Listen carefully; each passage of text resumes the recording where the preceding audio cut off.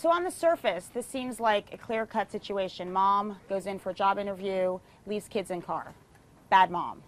Then there's this backstory. She's homeless. She's trying to get a job. I heard the story just as we said the headline, mom leaves kids in the car to go to a job interview.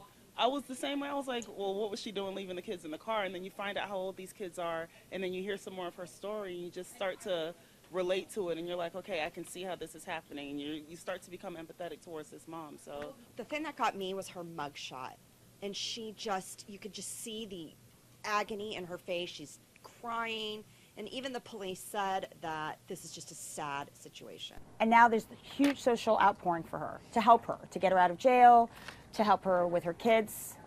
It's heart-wrenching. And isn't it something, the online response, over $70,000 raised for this woman, when you're talking about a 2-year-old and a 6-month-old and a mom trying to get out of a homeless plight. People have risen up, and I think people are softening toward her story as we go. Still wrong to leave your kids in the car. I just wonder if she just felt like she had no choice. She was afraid maybe that her kids were going to be taken away from her. If she told anyone, of course now they have. I mean, now they're back with family, but still, it's just, you just don't, I don't know. Some people will say, terrible, she should go to jail, but you just don't know what you would do if you were in that predicament. So let's say on this, tragic and dilemma theme, the mom who died of cancer but let her baby live. It's the ultimate sacrifice, and it shows how deep a mother's bond goes with her child, and she put her baby first, her miracle baby. She wanted a baby more than anything, and she got to see that baby for 6 weeks until she took her last breath. I mean, it's beyond just get pregnant, what do? It goes back to when they first get married, or not before they even get married, she finds out she has cancer.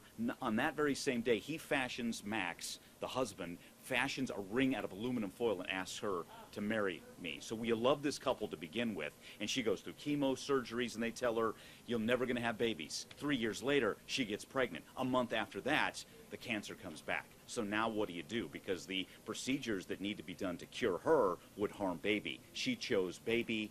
Baby, Lily lives, she dies. And this story, you're either going to love it or hate it.